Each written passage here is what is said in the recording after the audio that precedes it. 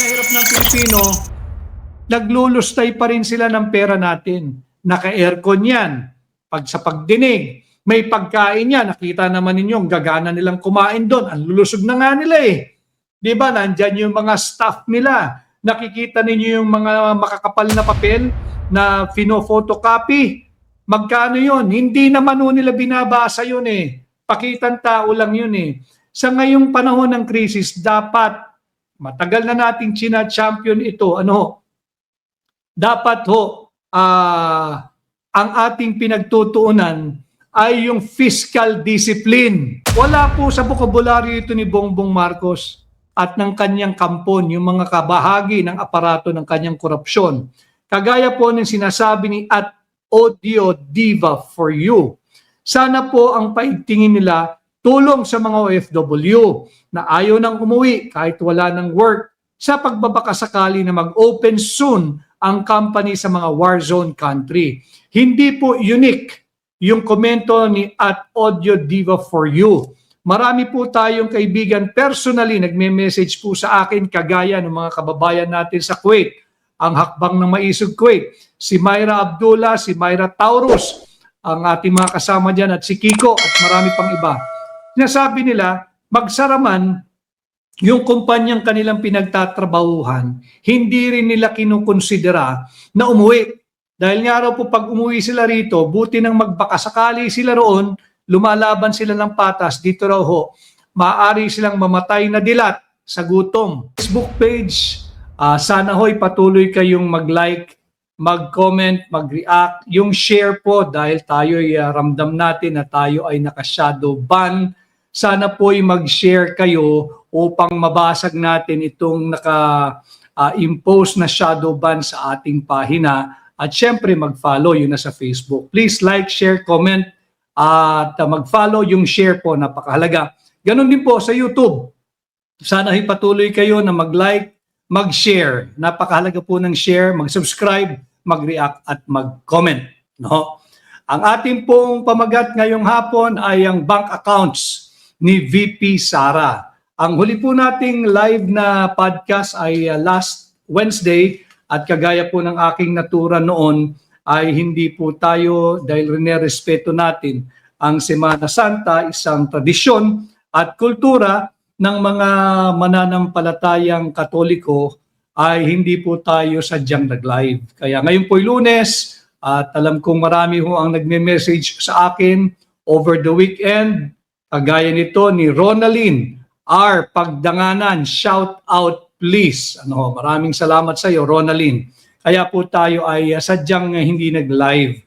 Pero ngayon po Lunes, napakarami po dapat nating pag-usapan. Ilalagay po natin muli. Lagi kong sinasabi, lagay muna natin muli sa release yung mga mahalagang usaping panlipunan para hindi po matabunan. No? Batiin ko lamang yung mga top 5. Si Polly Duces, magandang hapon din sa iyo. Si Malu Ancheta, yung kay Malu Ancheta, may relasyon po yun sa ating topic ngayong hapon. Ang sabi ni Malu Ancheta 12, Attorney Vic, ibigay po yata ni Boying ang SALN ni VP Inday sa HOR. Si Karina Braganza, patiently waiting from New Zealand. Thank you, Karina Braganza. Si Judith Abaw Johnson, hello po, Attorney Vic Rodriguez, magandang hapon din sa iyo. At syempre, si Crescenciana Prado, always present, watching from Las Piñas City. Yung makamasang OFW DDS International, maraming salamat. Makamasang OFW DDS International. Si John MB ng Duterte, maraming salamat. Aktibo ito si John MB. At si Narina-Niku or NICU, good morning from Atlanta, Georgia. Ganon din si Malu Villegas, magandang hapon din sa iyo from Hong Kong. At si Cherry Payne from Melbourne, Australia. Gilbert Sullivan, Gilbert Maisog, good afternoon. Si Gilbert po ang ating kasama sa Region 1 ng Hakbang ng Maisog. Mabuhay ka Gilbert at medyo matagal-tagal na tayong hindi nagkikita at nagsasama. I hope you're in the best shape of health, Gilbert. si Ayane or Ayane from Singapore. Ganon din si Maria.Crisel.Danao from Cavite at GB636. Good afternoon din sa iyo. And at Rowedam. Rowedam, good afternoon sir. Happy Easter. Happy Easter din sa iyo. Pati kay Elmi Katipay. Ulitin ko kikiusap po ako para mabasag natin yung shadow ban na naka-impose po sa ating channel, social media channel dito sa ating podcast. Sana po yung mga nasa Facebook, patuloy po kayong mag-like, mag-comment, mag-react, mag-share. Importante po yung share at mag-follow. Yung sa YouTube, maraming pong salamat sa mahigit 1,000 live viewers natin kasi simula pa lamang po natin. Maraming pong salamat. Patuloy po sana kayo na mag-like, mag-subscribe, mag-comment, mag-react at mag-share sa YouTube. Maraming pong salamat. Si John MB, ito po ay nagmumula sa team JV Hinlo. Yan, si John MB, aktibo po ito si John MB. Si RMG Hill, si Prima Mancha, at Poliduces, patay na daw si hindi natin alam dapat yan sinasaulat nila kung ano talaga estado ng taong yan. Si Ma'am Mon Genovea ng Masbate Province, maraming salamat. Si June Prado, magandang hapon, blessed Monday Easter to you and your family too. Si Bing at si Mary Faith Dalman, watching from Bulacan, at si Jose Z Temple or Temple. Jose Z Temple or Jose Z Temple. Yun yung maganda sa Pilipino, kakaiba talaga yung mga pangalan natin. Hindi mo rin alam po na ipopronounce mo ang mga pangalan ng tama. Si Trinidad Vestil, maraming salamat. So yun po ang ating topic, ang pamagat ngayong araw, yung bank accounts or bank records ni VP Inday Sara. In relation doon po sa unang nag-message kanina sa live na nag-issue ng subpoena ducis tecum and I think even subpoena ad testificandum ang House Committee on Injustice kay Boying Remulla to produce yung SALN ni VP Inday Sara at magtestigo sa susunod na pagdinig ng House of Representatives Committee on Injustice. Dito po muna tayo sa bank records or bank account ni VP Inday Sara.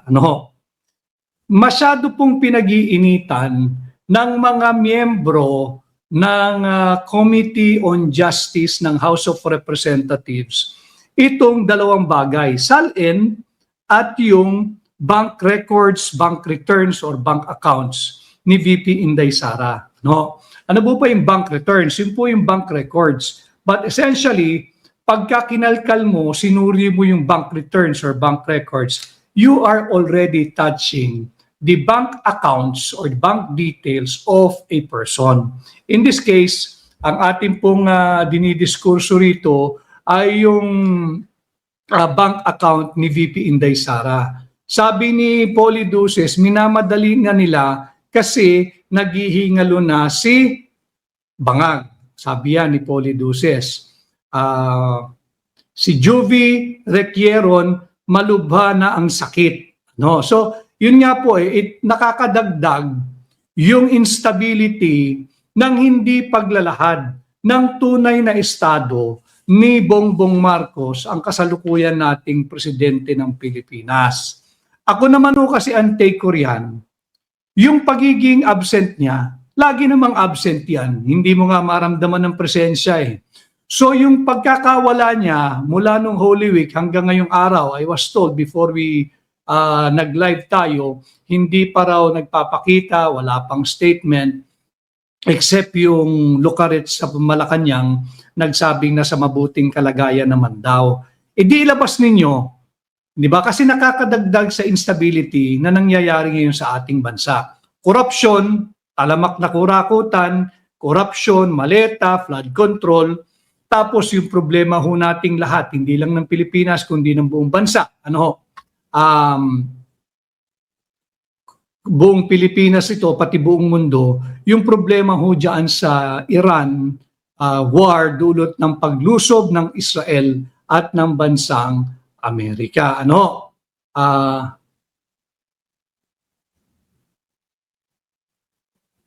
Ang dami hong trolls. Welcome po kayo rito. Pati ho yung mga lolo at super lolo trolls. Pwede po kayong pumasok dito. Kagaya po nitong isang troll dito, pero hindi natin papansinin. You have to earn your keep, dude. Hindi kita babanggitin. At kung gusto mong kumita, not at my expense. Ano?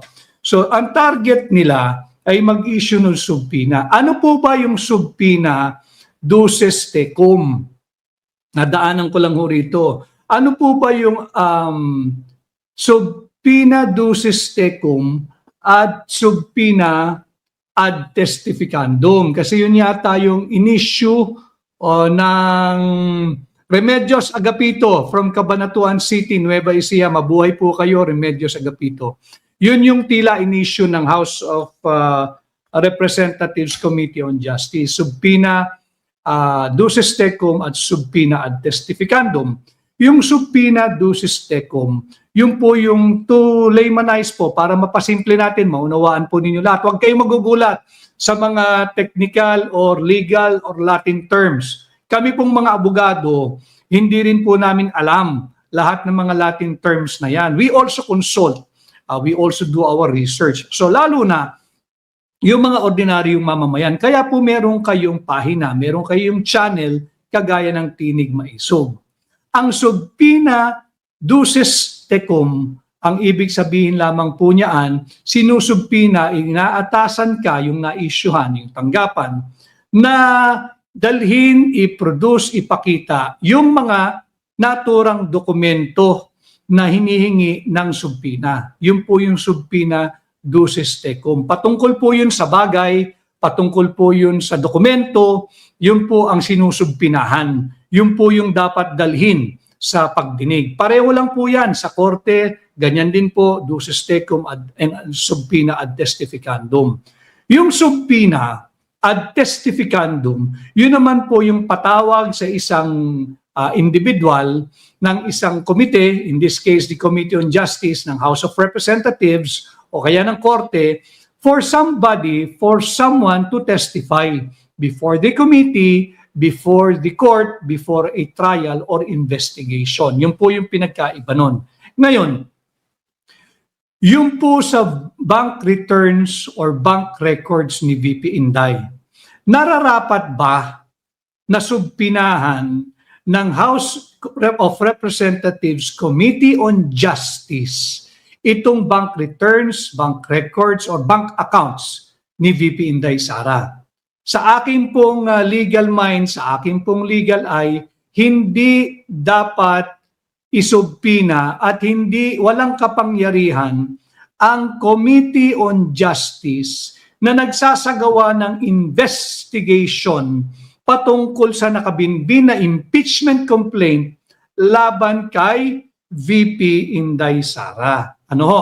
Malinaw po yun ha. Ang ginagawa ng House of Representatives or Kongreso, mababang kapulungan, na pagdinig, ito po ay katulad, maihalin tulad sa isang preliminary investigation.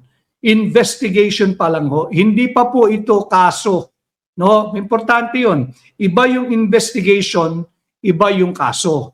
Iba yung investigation, iba yung case. No? Yung nagaganap po ngayon sa mababang kapulungan, bayalin tulad po yung proseso o yung proceeding na ginagawa diyan sa pamumuno ni Luis Tro sa isang pagdinig sa piskalya. Yung naghahanap po ng preliminary investigation, yung dinedetermine po kung may probable cause to warrant the filing or non-filing of a case in court. Investigation pa lamang ho yun. Bakit mahalaga yung pagkakaiba ng investigation sa case? Sapagkat malinaw po sa Republic Act 1405, yung RA 1405. Naririnig nyo na yun po ito. Importante po na mapag-usapan natin para hindi po kayo malinlang na ay ayaw ipakita yung bank account, siguro may tinatago. Hindi po. Hindi po tayo bahagi ng legal or defense team ni VP Inday pagdating sa impeachment, para lang klaro. Bilang abogado, ako po'y ginagabayan ko kayo. Magkaiba po kasi yung investigation akin to or similar or kahalintulad ng ginagawa sa piskalya to determine establish probable cause to warrant the filing or dismissal of a case sa korte. Ganon din po yung dito sa House. Iba po yung kaso po yung pang-litigation na yan. Ang hinihingi po kasi ng Republic Act 1405, yung Bank Secrecy Law, which incidentally, ito po ay lumang batas na. This was signed into law noong September 9, 1955. Haba na po, ilang taon na po ang lumipas. It's a September 9, 1955 law, itong RA 1405. But just the same, yung pagkakasulat po kasi nito, nung araw kasi kakatapos lang ng gera, 1955 Takot po yung mga tao, walang tiwala sa banking system natin. Di pa kilala, natatakot So ang ginagawa ng mga ninuno natin, mga Pilipino, nagtatago po ng cash. They're hoarding their cash, binobodega nila sa kanilang mga pamamahay. Nakatago yan, hindi pa po uso maleta nun. Sako-sako o kaya male-maleta pa ho nila itinatago. Wala po exaggeration doon, talagang nakasako o kaya nakabayong. Bakit sako or bayong? Kasi ang denomination ng pera natin noon maliliit pa 1 peso, 2 peso, 5 peso, 10 peso, 20 peso, 50 peso, baka nga wala pang 100 noon I am not sure kung wala pang 100. But just the same, tingnan ho ninyo, wala pong 500 pesos noon bill. Wala pong 1,000 pesos bill noon. Wala pong 200 peso bill noon. So yung pera po natin, pag hinawakan mo, talagang ang dami. May isang bill na piso, may 2 piso, may 5 piso, may 10 piso, 20 piso, 50 piso, hanggang 100 piso. Ang biggest denomination po nun ay 100 pesos. Kaya po nagpasa ng Bank Secrecy Law para ho matanggal yung agam-agam ng mga tao na magbangko o mag-impok sa bangko. Kinakailangan po kasi ng gobyerno nun pasok nyo sa bangko para umikot po yung pananalapi o yung pera, magkaroon ng hanap buhay, magkaroon ng negosyo. So dito po yan, it's an old law, yung RA 1405, yung Bank Secrecy Law. It's a 1955 September 9 law, luma na pero relevant pa rin sa ngayon. Ano ho ang ipinag-uutos ng Bank Secrecy Law?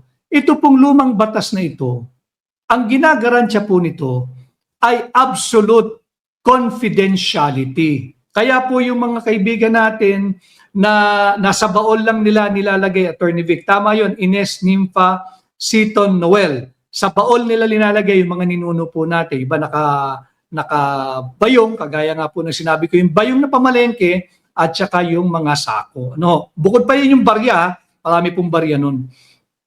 So ang ginagarantiya ng Bank Secrecy Law is absolute confidentiality of bank records, bank returns, and bank accounts. Yan po yung diwa, yung reason for the passage of this old law ay yung absolutely confidential, yung absolute confidentiality ng ating mga bank accounts, bank records, bank returns. Ganon din po ngayong kahalagang pinag-uusapan ito. Sapagkat yung ating mga kaibigang bankero, yung ating mga kaibigang may mga bangko, lalong-lalo na yung mga malalaking bangko, pag kayo po ay nakatanggap o makatanggap man kayo ng subpina ng Committee on Injustice ng House of Representatives, pwede po silang tumanggi on the strength of RA 1405 or the Bank Secrecy Law. Why? Bagamat meron pong exemptions doon sa batas na yun na ating pong tatalakayin, ito pong ginagawa nila sa bank record or bank returns or bank account ni VP Inday, hindi po kasama yun sa exemptions. Ano-ano po ba yung exemption? Una-una, ang general rule, unlawful for any person to disclose, reveal, or permit the examination of the bank accounts, bank records, bank returns, bank details of any person or government official. Dalawa po yun ha. Wala pong distinction doon. Of any person or of government official. Sa ngayon, habang yung batas po natin ay yung September 9, 1955, RA 1405 pa ang nananaig, wala pong distinction. Whether ikay pribado o ikay taong gobyerno, halal man o appointed o hangal, marami po niyan sa House of Representatives, hindi ho pwede na pakialaman ng kahit na sino yung pagbubukas, pagbubusisi, pag-examine, pagbubunyag ng bank records ni naman, lalo pa ni VP Inday Sara. Ano-ano naman po yung exceptions? Meron pong exceptions yan. This law admits of at least five known exceptions. Ito lang po yung RA 1405 ha. Hindi natin pinag-uusapan dito yung related jurisprudence. Unang-una, pwede mo lang hong ibulgar. Importante po kasi ito baka ma-issuean yung ating mga bangko ng subpina. Pwede ho kayong tumanggi, alam po ito ng magagaling ninyong mga legal counsel in-house, yung inyong mga vice president for legal sa mga malalaking bangko, pwede po kayong tumanggi on the strength of the express prohibition of RA 1405, which guarantees rather the absolute confidentiality or absolutely confidential nature of bank accounts, bank returns, bank records, bank information. Bawal po yan. Dagdag mo pa yung Data Privacy Act. So talagang mahirap na itong basagin, tumitibay na po ito. And yung pinaka-umbrella po nila, of course, ay yung ating saligang batas, yung due process at yung equal protection of the law. So masasabi ko sa ating pagdidiskurso ngayon, ironclad itong absolutely confidential nature ng ating bank accounts, bank records, ang ating bank returns, at yung bank details. Ano naman po yung mga pagkakataon kung saan pwede pong mabuksan o ipa-examine yung inyo pong bank account or bank record? Unang-una, kapag po meron kayong consent, pumayag kayo, nag-waiver kayo, pumirma kayo. Ba? Meron bang waiver or consent dito sa ginagawang investigation similar to the conduct of an investigation in the fiscal's office to determine the existence of probable cause to warrant the filing or dismissal of a case in the impeachment investigation or proceedings laban kay VP Inday? Wala pong consent si VP Inday. Wala pong consent yung kanyang mga abogado. So unang-unang exception, hindi po pasado. Pangalawa, talunan ko po muna yung pangalawa. Yung pangatlo, upon order of a competent court. Competent court ang nakalagay hindi po competent authority. Magkaiba po yon. Pag competent authority, pwedeng sabihin ng Justice Committee ng House na kami ay competent authority. Meron kaming kapangyarihan sa ilalim ng ating saligang batas na sa amin lamang nagmumula ang isang impeachment complaint and we can conduct investigation na patungkol sa impeachment proceedings. Hindi po Ang nakalagay dito, upon order of a competent court in cases of bribery or dereliction of duty of public officials. So, bakit importante yung salitang competent court? Hindi po korte yung Committee on Justice ng House of Representatives because while it may be related to an impeachment proceeding, hindi po sila korte. Because yung korting kinikilala ng ating saligang batas, pati po ng jurisprudence, yung mga actual decided cases ng ating Korte Suprema, isa lamang po ang korte, ang impeachment court. Yan po ay ang Senado. Pagka ang Senado ay nag-convene, ang ating po mga senador ay hindi na po senador in the exercise of their function in the impeachment court. Sila po ay magiging senator judges. So sila lamang pag sinabi nating impeachment court, there is only one court in the impeachment process and that is the Senate sitting as an impeachment court wherein the senators will no longer be acting as legislators but rather as senator judges. Magkaiba po yun Magkaiba po yun. Pang-apat na exception, kung yung pong bagay ay nasa sa ilalim ng isang litigation o paglilitis. Litigation, ibig sabihin it presupposes the existence of a case being tried before a court, a competent court. Maaari bang ituring na yung subject matter which is ang target nila, yung SALN, bank accounts, bank records, bank details, si VP Inday Sara, may tuturing ba ito na subject matter o isang bagay na nasa ilalim ng isang paglilitis? Iting ko, sa akin pong legal mind and legal eye, hindi po ito yung sinasabing subject matter of litigation. Because a litigation presupposes an actual case, kung saan ito po'y linilitis o nagkakaroon ng pagdinig o hearing before a competent court, hindi po competent committee. Hindi po yung investigation for purposes of determining the presence of probable cause to warrant the filing of a case in court. So where the subject matter of litigation is the money deposited, wala rin po yun. Yung panglimang exception ay yung iba pa pong mga pagkakataon na may violation ng special laws. Ano po yung special laws? Lagi niyo po itong naririnig. Yung violation ng Republic Act 3019, yung Anti-Graft and Corrupt Practices Act, nandyan po yung Anti-Money Laundering Act, o nandyan po yung mga violation under the Revised Penal Code, nandyan po yung malversation, andyan po yung plunder, yan po yung mga special laws. Wala rin po dyan tayo sa ngayon. Kasi nga hindi pa ito nakalagay po rito such as prosecution for unexplained wealth. Prosecution, again, presupposes an actual case. An actual case or controversy determining of, capable of being determined yung guilt or innocence of the accused. Hindi po ito preliminary investigation. Actual prosecution po ito. Ibig sabihin may trial, may kaso, may korte, may huwes na nagdidinig. Punta po tayo uli doon sa exceptions. Apat na po yung exceptions. Exception 1, 3, 4, 5 of RA 1405. Yung tinalunan po natin, yung number 2 exception. In cases of impeachment. Impeachment. Magkaiba po, ang sa aking pananaw, hindi ito dapat panghimasukan ng komite ni Luis Tro.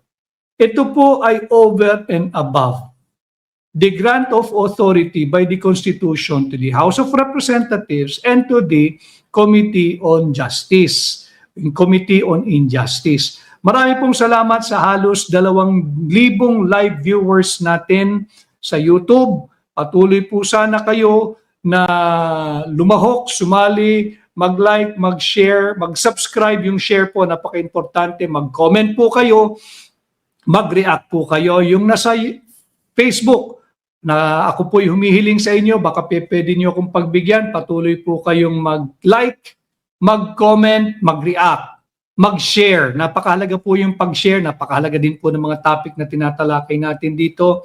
Si Ronin Sonny Balanoy watching from La Trinidad, Benguet, from the mountains of the Cordilleras. Ronin Sonny Balanoy, maraming salamat at magandang hapon sa iyo. Ganon din kay Yure Dagundon from Jordan. So yun nga, hindi ito saklaw ng ating mga exception. Punta po tayo in cases of impeachment. Lagpas-lagpas na po yung ginagawa ng House of Representatives, Committee on Justice. Lagpas-lagpas na po ito sa kanilang kapangyarihan sa ilalim ng ating saligang batas. Hindi sila dapat nag-aaktong korte. Ang nangyayari po, there is a usurpation happening now. A mere committee, the Committee on Justice, is usurping the powers that is reserved and allocated by the Constitution exclusively to the impeachment court. Sino po yung impeachment court? Again, the Senate.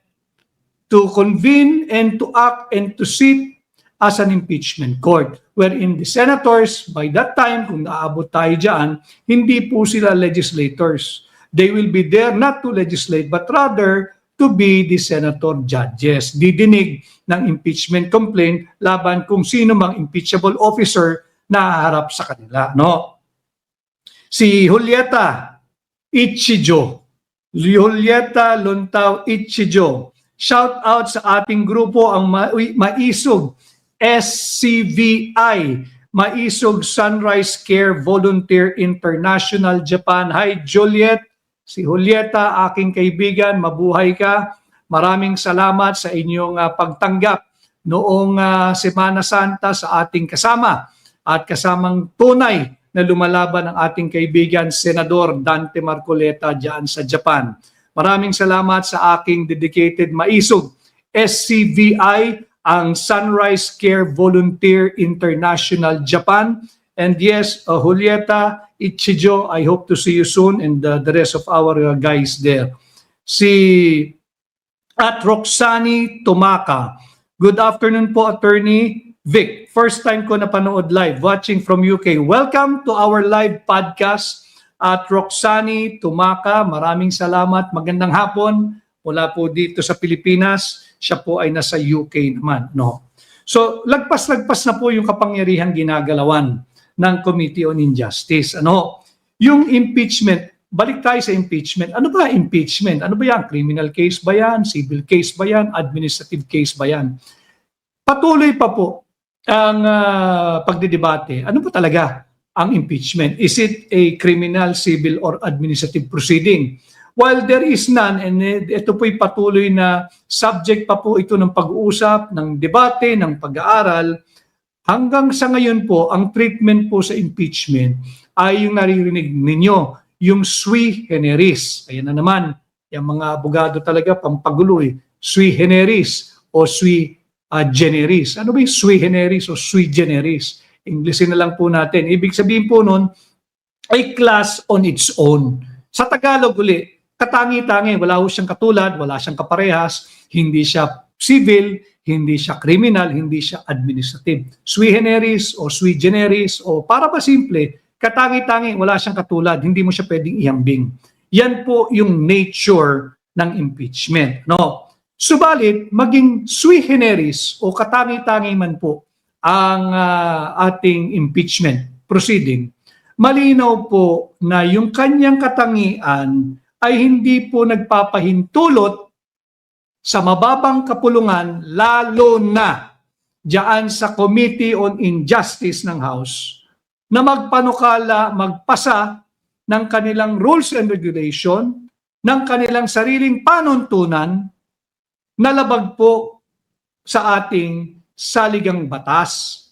Hindi po sila pwedeng mas mataas pa ang kapangyarihan doon sa dokumento na nagbibigay ng kapangyarihan sa kanila. Ano po yun? Yung ating saligang batas. They cannot be higher than the source of their authority. The source of the House of Representatives authority in general, and specifically the Committee on Justice, is no other than the Constitution. So lahat dapat ng kanilang galaw, lahat dapat ng kanilang akma ay naaayon at nakapaloob sa idinidikta ng ating saligang batas. Ano po yan? Kagaya po nung pag-obserba sa probisyon ng RA 1405, yung ating pong Bank Secrecy Law, because the Bank Secrecy Law guarantees absolute confidentiality of our bank accounts, bank records, bank returns, and bank details. We are discussing this matter today, this afternoon, so that the banks will be forewarned. Banks, beware. Ito pong gagawin ninyo, halimbawa na issue ang kayo ng subpoena at i-violate ninyo itong Bank Secrecy Law, ito po ay criminal. Maaari kayong maparusahan at makasuhan ng kasong kriminal. Ano? Krimen po ito. Kung sino man ang lalabag dito sa ipinag-uutos ng Bank Secrecy Law or RA 1405, ano? Maaari kayong makulong bukod pa sa penalty, bukod pa sa fine, bukod pa sa masamang public relations impact or perception or projection that your financial institution or bank or banks will generate from the public. Masama po 'yan dahil unang-una dapat ang bangko na nagpoprotekta sa kanyang mga kliyente. Si Mea Lane Montemayor, sabi po niya, they are trying really hard na ma-impeach si VP Inday Sara. But sad na wala silang bilang sa Senado. Hopefully, Mea Lane Montemayor, sapagkat wala naman talagang dahilan i-impeach si Inday. Ang dapat matagal nang in-impeach si Bongbong Marcos. Ang problema, itong mga miyembro ng mababang kapulungan, dahil nga mali-maleta tinanggap, dinismiss yung dalawang naisampang impeachment laban kay Bongbong Marcos. At meron yung isa pang impeachment na hindi tinanggap dahil garapalan yung ginawa diyan sa tanggapan ng SecGen, ng SecGen. So tama ka, Mea Lane Montemayor, tama yung iyong komento, So yun nga po, the primary and most fundamental, yung pangunahin, yung pinaka-basic limitation po ng power ng mababang kapulungan is in the Constitution, itself. They cannot act as if they are above and beyond the reach of our Constitution. Hindi po yon. Bakit? Ano ba ang saligang batas? Para po na unawaan natin, kinakailangan ko po ang tulong ninyo mga kababayan. Bakit? Upang makausap ninyo individually and collectively yung inyong mga respective congressmen, yung inyong district congressmen, you have to confront them. Wala naman pala kayong basihan. Huwag sana kayong pipirma dito sa huwad na impeachment laban kay VP Inday Sara. Bakit?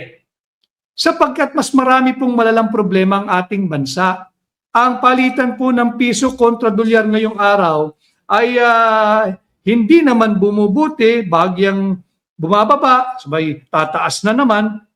Ngayon po ay nasa 60 pesos and 20 centavos ang palitan. Mataas pa rin ho yun sapagkat tumungtong na po tayo sa 60. 60 na po ang palitan ng piso kontra dolyar. And yet, our congressmen, pasahod po natin lahat ito ay busy sa walang katuturan topic ng huwad na impeachment laban kay VP. Bakit? Ilang panahon na lang. Abril na po tayo ngayon. Kaunting panahon na lang. Bakit hindi antayin ang halalan at lumaban ng pata sa isang halalan laban kay VP Inday Sara? Antayin na lamang. It's a wanton waste of public funds. Lalo na ngayon na naghihirap po ang ating napakaraming kababayan. Sabi ni Galaxy, busog po sila sa mga mali-maletang ninakaw nila.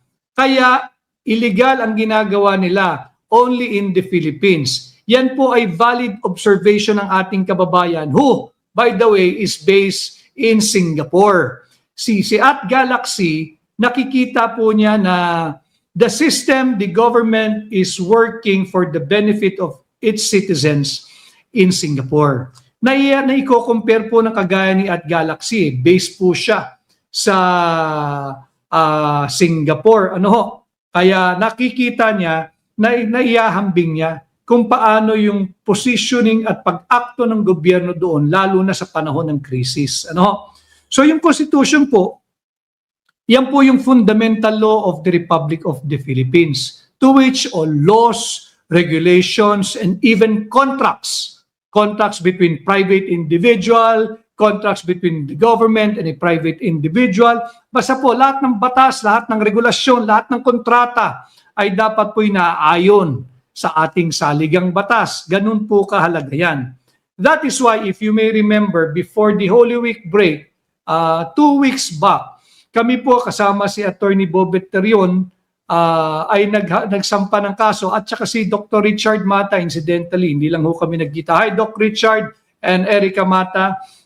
nagsampa po kami ng petition for certiorari and prohibition. Dahil nga po, we are asking the Supreme Court to allocate constitutional boundaries dito sa ginagawa na grave abuse of discretion ng Committee on Injustice by kinonvert na po nila bahagi po ito ng conversion nila, by converting their proceedings na dapat po ay determination lang ng sufficiency in form and substance, nauwi na po sa fishing expedition at the expense of taxpayers' money, your money. Hirap ng Pilipino, naglulustay pa rin sila ng pera natin. Naka-aircon yan. Pag sa pagdinig, may pagkain yan. Nakita naman ninyo, gagana nilang kumain doon. Ang lulusog na nga nila eh. Di ba? Nandyan yung mga staff nila. Nakikita ninyo yung mga makakapal na papel na photocopy. Magkano yun? Hindi naman nila binabasa yun eh. Pakitang tao lang yun eh.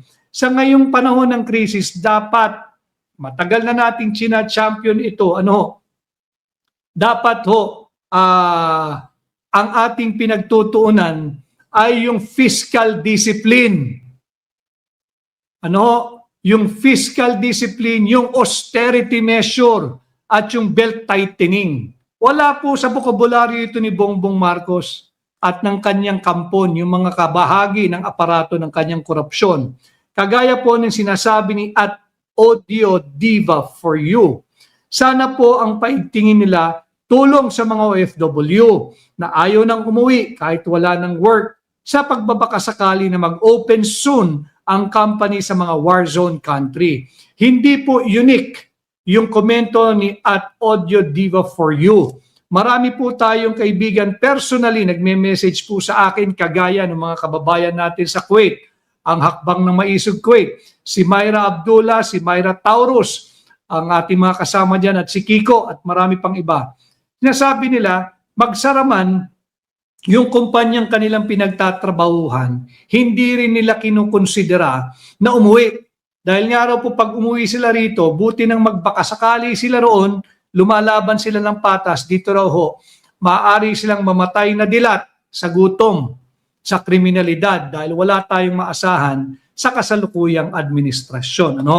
So yan po yung kahalaga ng ating saligang batas. Yung ating pong kaso na dinulog sa Korte Suprema 2 weeks back, essentially, in summary, we are praying for the Supreme Court to intervene and allocate constitutional boundaries dito sa ginagawang lantaran at patuloy na grave abuse of discretion by the House of Representatives Committee on Justice or Committee on Injustice by converting yung kanilang pagdinig into a full-blown, full display fishing expedition. Wala pong ebidensya eh. Ganyan po kakakapal yung muka ng mga taong yan kasing kapal ng maletang kanilang tinanggap. Now, yung bank accounts po na banggit naman natin, we have to go back to paragraph 2 of RA 1405, yung in cases of impeachment.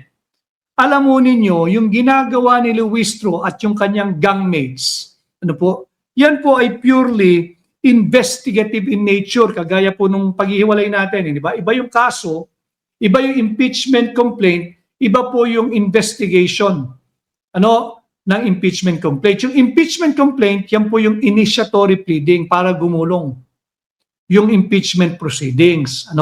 Tapos ang ginagawa po dapat nila, investigation lamang. Kung may probable cause, pareho po ng piskalya. Hindi po ito yung hearing na hinihingi ng RA 1405 kung saan ang competent court, hindi po sinabing competent authority, competent court ay makapag-issue ng subpoena. Mali po ang ginagawa nitong komite ni Luistro. Mahalaga po na pinag-uusapan natin, dinidetalye ko po sa inyo para pag nakipag-usap kayo sa inyong mga kongresista, magugulat sila, mas marami pa kayong alam pagdating sa batas kesa sa kanila. Bakit? Mahalaga po itong usaping ito. Dapat nating ipagtanggol ang ating saligang batas. Incidental na lamang po si VP Inday Sara dito. Ang ating pinagtatanggol, ang ating itinataguyod dito ay ang ating saligang batas. Kung ito'y nagagawa, yung ganitong pagsasalaula ay kayang gawin sa pangalawang pinakamataas na opisyal ng ating bansa, paano na kayo? Paano na tayo na ordinaryong tao? Sasagasaan lang ho tayo ng mga ito. Kanya wag tayong pumayag, kaya po dapat pinag-uusapan natin itong mahalagang usaping ito. Kahit po ang mga trolls, kahit po yung matatandang trolls, yung mga walang pinagkatandaang trolls, welcome po kayo dito para naman na makargahan ng kaunti, kahit kaunting wisdom ang inyong pag-iisip. Ano?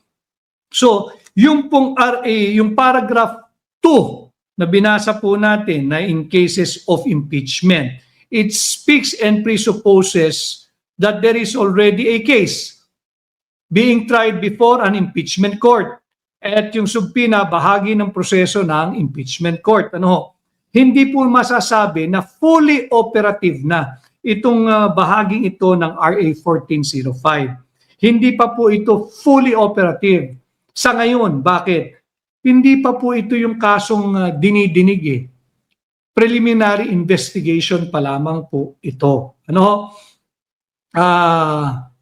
Si Choi Simpao San Jose, Kawawang Pilipinas. Tama po, pero wag po tayong susuko. Wag nating sukuan ang ating bansa, wag nating sukuan ang kapwa nating Pilipino. Patuloy po tayong lumaban, lalo na yung ating mga kabataang Pilipino. Kawawa po sila. Ano? So again, yung confidentiality of bank deposits, hindi po yan dapat i-consider na waived by the mere issuance of a subpoena. Maraming salamat sa higit 2,000 live viewers po natin, about to reach 2,500 live viewers sa YouTube. Marami pong salamat. Patuloy po kayo na mag-like, mag-react, mag-comment, mag-share. Napakahalaga po nun sa YouTube at mag-subscribe. Sa Facebook, higit pong marami pong salamat sa libo-libo nating live viewers sa Facebook. Patuloy po sana kayo na mag-comment. Importante po ang comment ninyo. Sinisikap ko pong sagutin. Mag-react po kayo, mag-like, mag-share. Napakahalaga po nun. Pakiusap ko po para matanggal natin itong shadow ban at mag-follow po kayo. Ano? Marami pong salamat. So yun nga po, yung confidentiality ng bank deposit, yung confidentiality ng bank returns, yung confidentiality ng bank records, yung confidentiality ng bank details, absolute po yung confidentiality niyan. At hindi po kailanman maituturing na waived dahil lamang nag-issue o mag-i-issue ng subpoena. Paalala sa mga bangko, malaki man o maliit, do not violate RA 1405 sapagkat wala yung mga exceptions. Ano?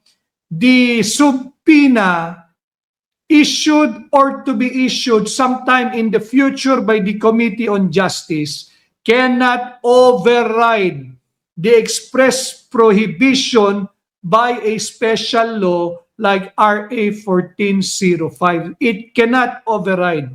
Most importantly, it cannot override the dictates of our Constitution. Kaya yung mga bangko, maghinay-hinay po kayo.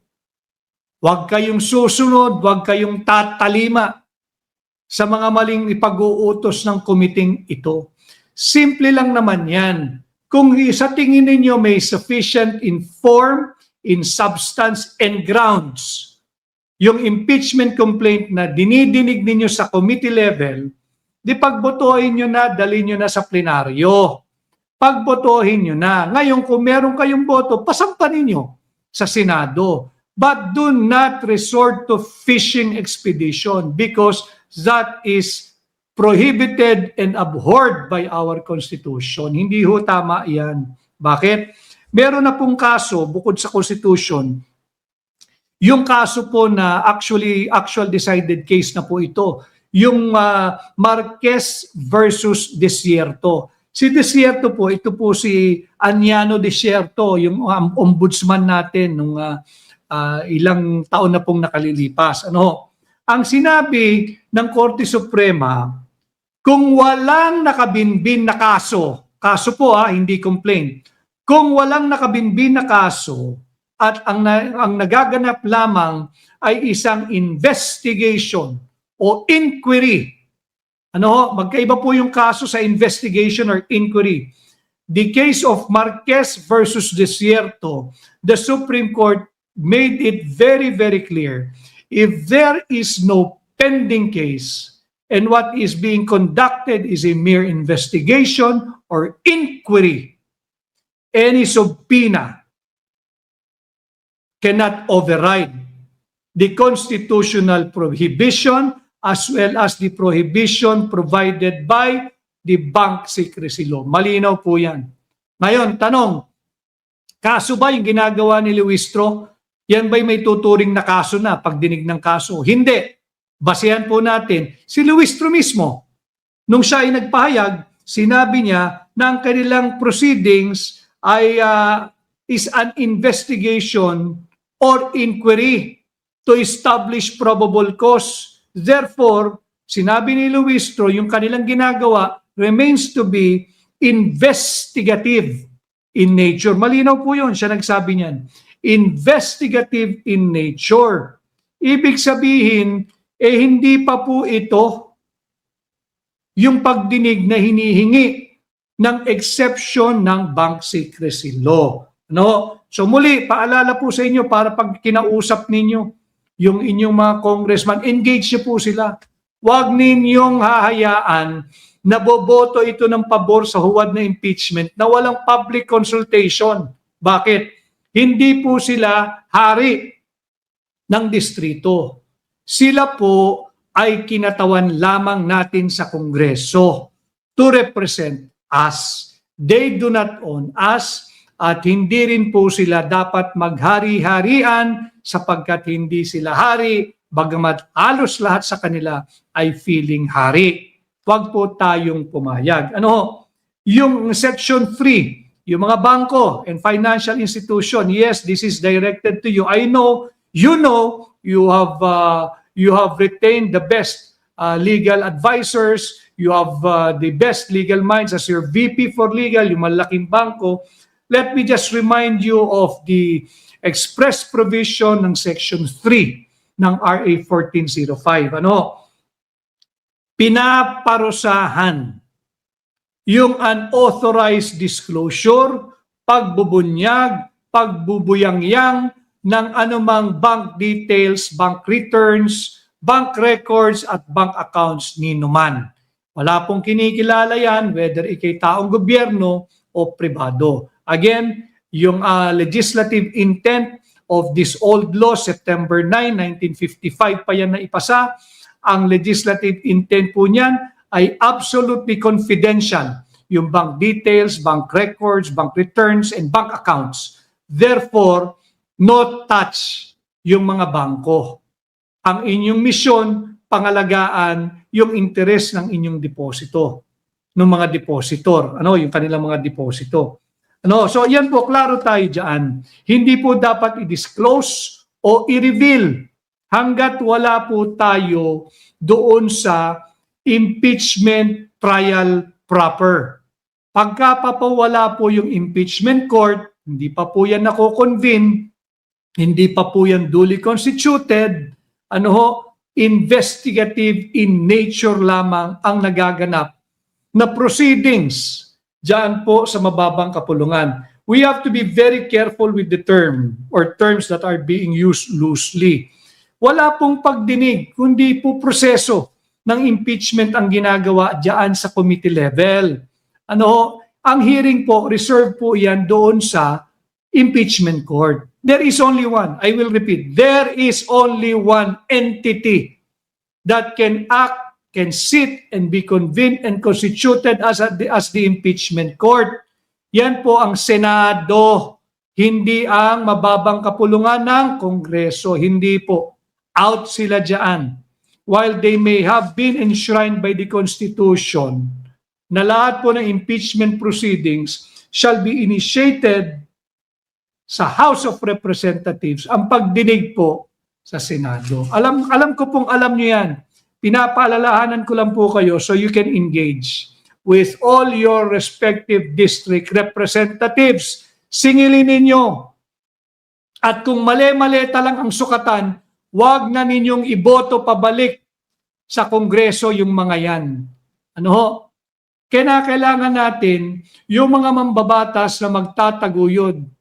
A lawmaker that will protect, promote, and defend the Constitution, not undermine the Constitution like what these most congressmen are doing, all in the name of power, more power, money, more stolen money from you, from me, from the Filipino people. So again, banks and other financial institutions, better beware. Babala po sa inyo ito. Do not even attempt to violate in the guise of following a subpoena issued or to be issued soon by the Committee on Justice. Sapagkat hanggat yung articles of impeachment are not transmitted to the Senate yet, then there can be no trial to commence. When there is no impeachment court, no institution can issue a valid subpoena to direct the opening of bank details, bank returns, bank accounts, and bank records. Hindi po yan poder ng House Committee on Injustice. And again, as I have said, while yung impeachment po is a sui generis, yung lagi ninyong naririnig, still, the rule of law must prevail. Ano? Yung Bill of Rights, dapat po yan laging inoobserbahan, lalong-lalo na yung due process at yung equal protection of the law. That is why we went to the court again. We have invoked the power of the Supreme Court to intervene so that the Supreme Court hopefully will provide or will allocate constitutional boundaries para hindi naman po sagasa itong ginagawang paglabag sa mga karapatang pantao ng Committee on Injustice. Ano? And yung sinabi po, I will just quote, yung sinabi po ni Senior Associate Justice Marvic Leonen doon sa kaso po na Duterte, referring to VP Inday Sara Duterte, versus the House of Representatives. Sinabi niya, and I quote, "How an impeachment should be conducted is not dependent on the will of politicians or a majority of 1/3 of the House of Representatives, but rather based on the strict language of the Constitution." Tagalogin po natin para maintindihan. No? Yung impeachment daw ho, sa pagpapatupad ng kanilang mandato, diyan na mag-initiate, diyan sa impeachment complaint, tingnan kung sufisyente ba yung form, yung substance, yung ground. Hindi raw po ito dapat depende lamang sa kapritsyo, sa luho, ng mga politiko. Bagkus, ito raw po ay dapat naaayon sa dikta ng ating saligang batas. Yan po yung ating diskurso ngayon sa bank accounts ni VP Inday Sara. Marami pong nagtatanong, batiin lang po natin kaunting si Felicita Rebollo, Zamboanga City, Al 1010, Attorney, hindi ba may responsibilidad din ang mga doktor sa taong bayan na magsabi ng totoo? Ito po'y diniskurso na natin pagdating po sa tunay na kalagayan ng kalusugan ni Bongbong Marcos o ng kung sino mang presidente. Sino ba ang dapat magbunyag? Hindi naman magbunyag, kundi mag-update in the interest of transparency. Ako tingin ko ang dapat nakikipag-usap sa mamamayang Pilipino ay yung number one doctor in the Philippines, not because he is the most able o siya yung pinakamagaling o siya yung pinakatanyag, hindi o. Kaya ko po sinasabing the top doctor of the land simply because pag ikaw ang sekretaryo o kalihim ng Department of Health, Yan ang projection or perception sa iyo ng tao. Secretary ng Department of Health, dapat siya ang nangunguna na maglabas ng mga pahayag tungkol sa tunay na kalagayan o estado ni Bongbong. Ano ba ito? Critical ba ito? Ito ba'y may sakit? Ito ba'y malusog? Ano ba ang estado ng kalusugan nito? Ang daming naglalabasan Hindi ba? Na ano ba ang tunay na kalagay? Because it adds to the instability. It fuels further instability. Kaya po mahalaga na sabihin ano yung estado. Mula po kay J.R. Gadi ng Dubai, Vidads Francia ng Taiwan, Gina Aguirre ng Qatar, kay Love Mayamor ng Kuwait, Yure Dagondo ng Jordan, Cesar Celibio ng Bicol, Asam Speak, Asam, maraming salamat pati sa mensahe mo kanina sa akin. Si Joyce March ng Saudi Arabia, John Dilig Cruz ng Bataan, Jen Espina ng Wiklin Paranaque, always present si Jen Espina. Jen Espina, na-meet ko si Jen Espina last Tuesday sa kaarawan ng aking kaibigan dyan sa Paranaque. Jen Espina, maraming salamat at lumapit ka pa sa akin, nakapag-picture pa ako sa iyo. Maraming salamat. Jen Espina, I know you're always present from Paranaque. Jen Espina, ma'am, mabuhay po kayo. At yung ating homeowners association dyan sa Paranaque, hindi ko nababanggitin kung saan at baka alam nyo na, personalin pa kayo. Si Lola Ranudo, Tandang Sora, kasama ko ito sa Quezon City. Shaky Von, Typhoon ng Basel, Switzerland. Si Emily Pador Taylor, Melbourne. Si Sharjam, Happy Easter din sa iyo. G. Cabrera, maraming salamat. Fatima Benito ng Abu Dhabi. Si May Provido ng Qatar. Nori Mercado, Winnipeg, Canada. Blue Lioness, New Zealand. Nilam ng Cebu, mabuhay po yung mga kababayan natin sa Cebu. Del Cabero Tamiroy ng Osaka. Jean Lagaak ng UAE. Lady Mer Ramos ng Cagayan de Oro. Ivy Toralba Asis ng Australia. Regina Partosa ng Japan. Si Ali Friends ng Hong Kong. Jen D. Full support ako sa Maisog. Marami pong salamat. At Inigo Marcos resign. Yan po sinisigan ng tao ngayon. Pahirap na Marcos resign. Virgie Nicolos, tagahanga mo kami dito sa Cavite. Maraming salamat, Virgie. Solid sa inyo ni VP Sara kahit anong sabihin nila. Maraming salamat, Virgie, at yung mga taga Cavite. At Heidi Kina ng Chicago at Plaisance. Attorney, pwede ba madaya ang SALN? Pagka sinumpi na po yung SAL, alam mo ninyo ang problema natin sa mga ito. Yung SALN, sinusumpi na nila. Pero sila, hindi nagpapakita ng SALN. Diba? Yung po yung irony niyan Pwede ba yung gumagawa ng proceedings, marurumi yung kamay, nadungisan yung kanilang reputasyon at integridad. Pwede bang yun ang mag-imbestiga? Dapat ibalik ang usapan sa mali-maletang pera. Yung sinabi ho nung 18 sundalo. May nagpadala po sa akin ng feed kanina na identify na daw ng ayon sa NBI yung nag-recruit na mga security ni Saldico. Anong kinalaman nun sa problema ng taong bayan? Yung pagre-recruit para mag-akto kang security, maging bahagi ka ng security detail ng isang politiko, isang negosyante, isang pribadong tao o VIP, wala pong krimen doon.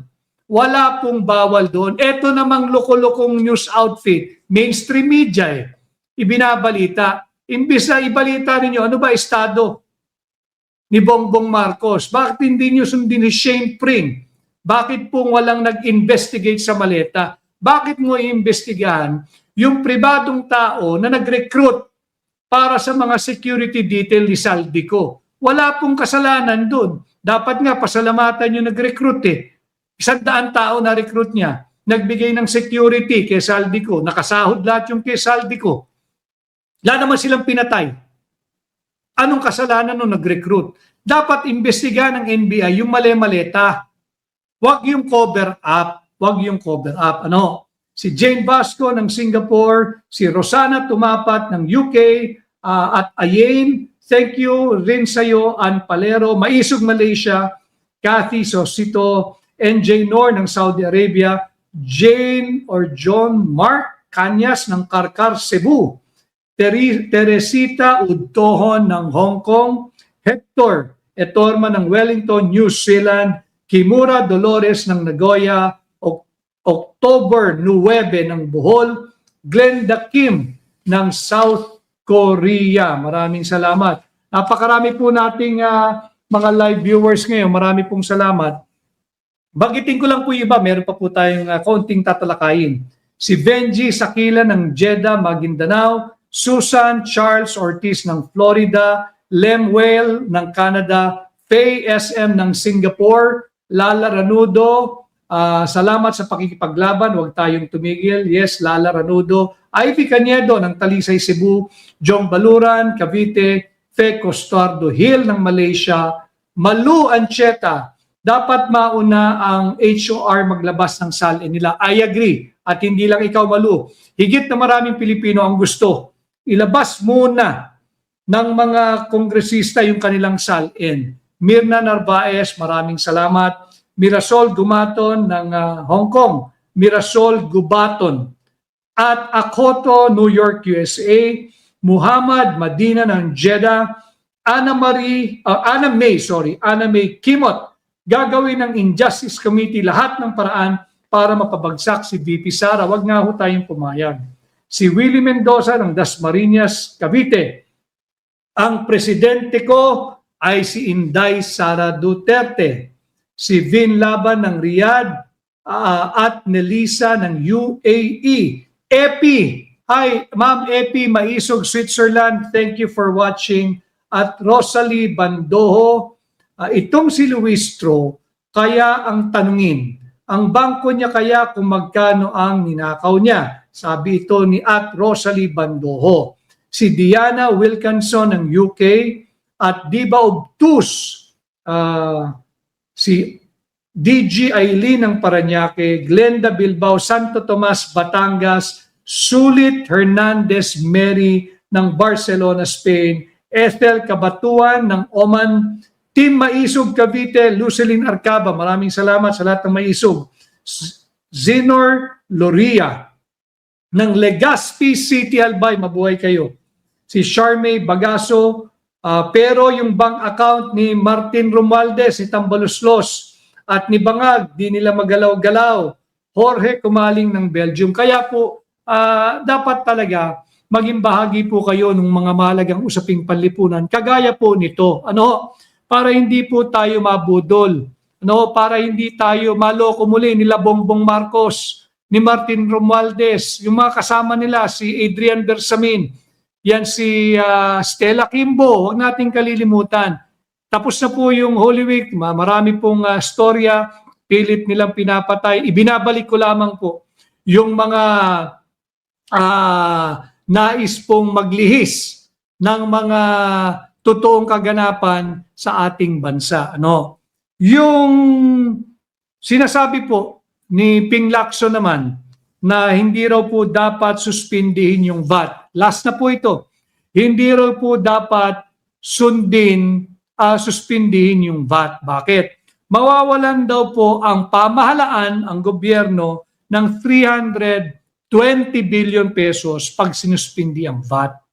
Ano ang panukala nila? Yung targeted ayuda. Ang problema ho natin sa targeted ayuda, yun lamang, yung na-target lang. Sino po tinarget nila? Hindi ho ba ang tinarget nila ay yung mga napapabilang sa public transport sector?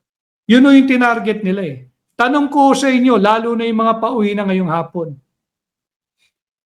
Hindi ho ba kayo nakakaramdam ng epekto nitong sunod na pagtaas ng presyo ng produktong petrolyo at yung sunod na pagtaas o napipintong pagtaas ng mga presyo ng ating pangunahing pangangailangan, pangunahing bilihin? Kung ang sagot ninyo ay naapektuhan kayo, pangalawang tanong, nagbenepisyo na ba kayo sa isang targeted ayuda. Kayo ba'y nabahagian ng kahit na anong ayuda? Yung mga kasamahan nating TODA, yung Tricycle Operators and Drivers Association, pinangakuan kayo na after Holy Week, ibibigay yung tigli 5,000 pisong ayuda ninyo. Ngayon na po yung after Holy Week, naabisuhan na ba kayo kung kailan? Pumasok na po tayo sa pangalawang buwan ng digmaan diyan sa Iran. Dulot ng forever wars ni Donald Trump. Critical po itong nalalabing 24 hours. Kanina pong umaga, 48 hours. Ngayon po 24 hours na lang, higit kumulang. Doon sa deadline na binigay ni Donald Trump. Kundi daw talagang pauulanin niya. Dadalhin niya ang impyerno sa Iran. Sa Tagalog pa, yun ang kanyang mensahe. Nakakatakot po yun sapagkat bukas tataas na naman po yung presyo ng diesel, ng gas, ang pangunay ng mga produktong petrolyo. Tataas na naman po ito. I think diesel is poised to reach 170 pesos per liter tomorrow. And the price of gasoline, I think will reach or poised to reach 130 pesos per liter bukas. Hindi na po biro ito. Kaya dapat asan ang presidente? Nasaan si Bongbong Marcos? Absent pa rin. Kaya yung mga trolls niya, busy-busy rito, wala na po yan. Wala na po yan. Mag-double time na kayo dahil less than malapit na po yan. Sabi nga po ng isang abogado, sabi niya, alam ninyo, yung pera sa inyong pitaka, mabibilang mo. Pero kung ilang araw na lamang ang nalalabi sa buhay mo, hindi mo mabibilang. So ano pong lesson doon? Anong leksyon doon? Yung ating pong buhay, mag-alay din po tayo ng para sa bansa, para sa kapwa natin Pilipino, at para sa mga kabataang Pilipino. Yung mga troll, panay lang po kayo kabig, magkano lang yan? 7,000, 10,000, 15,000. Alam ba ninyo kung magkano yung mali-malitang ninanakaw ng mga patron ninyo? Di ba? Yung mga patron ninyo, kilala nyo kung sino mga patron ninyo. Ping Lacson, ayaw niyang suspindi ng VAT, kontra daw siya dahil mawawala ng 320 billion pesos ang gobyerno. Pero hindi siya kontra sa trilyong pisong pinagnanakaw ng Marcos Jr. administration. Yung blue ribbon niya, ayaw niyang imbestigahan. Si Adrian Bersamin, ayaw niyang ipatawag si Adrian Bersamin. Itinuro na, lumapag na sa tarangkahan ng Malacanang. Itinuro na ang Office of the Executive Secretary, si Adrian Bersamin. Ayaw ipatawag ni Ping Lacson. Trilyong piso yon, ninakaw yon. Pero dito, sa VAT suspension, ako po sang-ayon dito. Bakit? Mas malaki po kasi pagka yung VAT ang sinuspindi sa produktong petrolyo kesa yung excise tax. Mas malaki po. Kung aabot po ng 170 bukas, pag sinuspindi po yung VAT, mga kababayan, ang mababawas po kada litro sa gasolina o sa diesel, aabot ng halos 20 pesos kada litro kumpara sa excise tax. Ngayon, ano yung justification? Sasabihin nila, saan kukuha ng pera ang gobyerno? Di ba ninanakaw lang din naman ng mga tao sa gobyerno?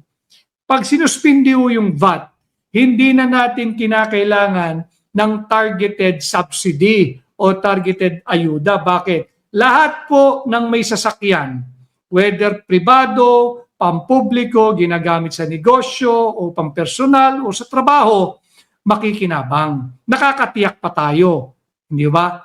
Hindi yung sinasabi nagbibigay ng ayuda, yung 5,000, baka 4,000 lang ang umaabot May bawas pang 1,000. So yun po yung kainaman pag masuspindi yung VAT. Hindi naman po ito 1 year Kahit suspindihin muna natin on a monthly basis hanggat patuloy yung pagsasara ng Strait of Hormuz. Dapat po muna tugunan natin itong mga patuloy na pagtaas ng produktong petrolyo. Suspindihin muna yung VAT, pati doon sa ginagamit nating LPG, na panluto, suspindihin mo muna. Dahil kasunod na pagtaas ngayong Abril, tataas po ang singil ng kuryente, lalo na sa Meralco serviced areas. So patong-patong na po ito eh. Wala namang pagtaas ng pasahe. Kawawa yung driver, kawawa yung operator, kawawa sila, sagot nila krudo eh. 'Di ba? Ano naitutulong ng gobyerno? 5,000, 10,000, pambayad utang lang ho yan, tsaka one time lang yan.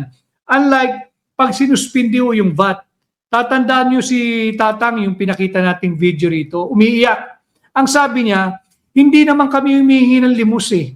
Ang inihingi namin tulong. Ang inihingi namin pang krudo. Kami nang bahala pumasada.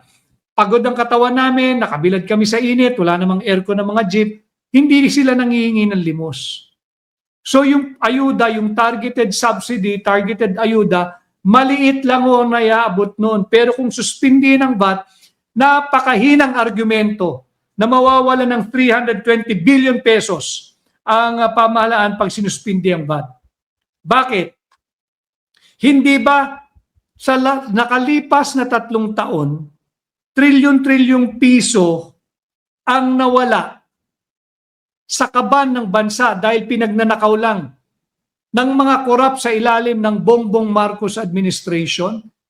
320 billion daw ang mawawala. Hindi ba itinuro ni Saldico si Bongbong Marcos na may 100 billion na insertion? Hindi ba itinuro ni Saldico si Bongbong Marcos na binigyan niya ng 25 billion pesos na suhol? Eh yun pa lamang eh, 125 billion na. Bakit ayaw ninyong bigyan ng lunas, ng ginhawa, ng konting luwag ang mamamayang Pilipino na hapong-hapona, kakatrabaho, samantalang kayo dyan sa Senado at sa Kongreso, nagpapakasasalang na sa galing sa sahod ninyo na mula sa buwis naming mga Pilipino. Maraming salamat kay at PH Update here. PH Update, maraming salamat. Siya'y nanonood, nakasubaybay. Maraming salamat sa iyo, PH. PH Update, napakaganda po ng channel na yan. Suportahan po ninyo, panoorin po ninyo. Si at Diba Obtus, attorney, kung ibigay nila ang bank account si VP, president na ba yan na pwede na rin i-apply sa mga totoong kurakot? Yun po yung sinasabi natin eh. Kung ano po yung treatment kay Bongbong, dapat treatment kay Inday. Kung ano po yung panukat na ginamit kay Bongbong Marcos, dapat yun ang panukat na ginagamit nitong bulok na Committee on Justice kay VP Inday. Magkaiba po eh. Magkaiba. Ano? Si Odette Remigio, coming 4655. Following Attorney Vic Rodriguez from South Africa. Maganda dyan at Odette Remigio, coming. Maraming salamat. PH Update, maraming salamat ha. So yan po, tama po, si Mai Tenorio. Suspend VAT and EVAT for petroleum products, agree. Tama po yun. Huwag na po tayong magpatumpik-tumpik. Huwag na po tayong mag-asang mga birhen. No?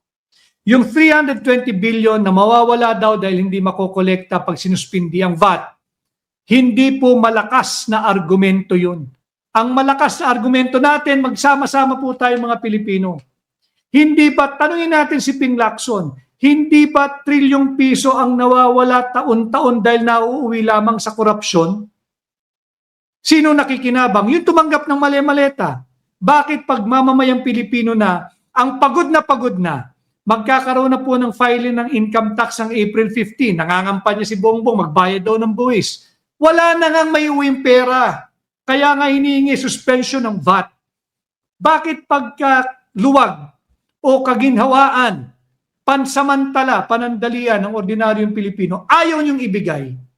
Pero pag nanakaw, sige lang kayo ng sige.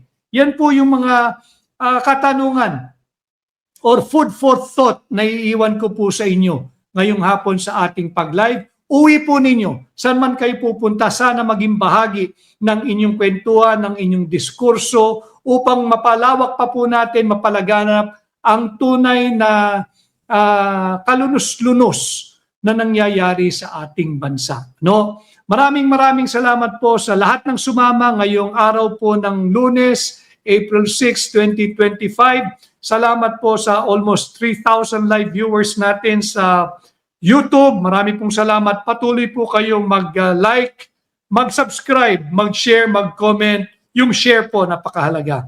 Sa Facebook, higit pong marami pong salamat sa inyong pagsubaybay, sa inyong suporta. Patuloy po kayong mag-comment, mag-react, mag-like, mag-share. Importante po yung share. Makalabas po tayo sa shadow ban po nila. At higit sa lahat, mag-follow po kayo. Marami pong salamat. Si @Bonbon, abol si @Bonbon, shout out from @Bonbon. Luz Karingal, 2026 po, ano ba sinabi ko? April 6, 2026. Thank you, Luz. Si Obet Lambunaw. Politiko ang numero 1 na korupsyon sa bansa natin. Yan ang totoo. Tama po yan. Si Elara M. Vos. Pwede po kaya attorney, tama po itong tanong na to pwede po kaya attorney na wag na kami magbayad ng VAT? Ang problema po natin, pag nagpakarga kayo ng produktong petrolyo, kasama na po yung presyo, yung VAT doon sa presyo na ating binabayaran. So napaka-imposible na maihiwalay ng gasolinahan yung dapat lang nating bayaran kung ayaw natin magbayad ng VAT. Dapat po magkaroon ng pag-uutos ng pamahalaan ang administrasyon ni Bongbong Marcos na absent pa rin na suspindihin ng VAT. Wala po silang argumentong matibay dito. Wag ho kayong maniniwala sa argumento ni Ping Lacson na mawawalan ba daw po ng 320 billion pag sinuspindi yung VAT. Wag po kayong maniwala ron. Bakit? Higit pong malaki ang nawawala sa korupsyon ng mga korap sa gobyerno. Pero ayaw imbestigahan ni Ping Lacson. No? Yan po yung masaklap na katotohanan. So maraming salamat po sa inyong pagsama. Muli po sa muli nating paghaharap, ang layunin po ng ating channel, ang layunin po ng ating podcast ay maiangat ang antas ng pampublikong diskurso, maiangat ang antas ng palitan ng kuro-kuro at maiangat po ang inyong kamulatan at kaalaman para lahat tayo ay kasali sa mahalagang usaping panlipunan.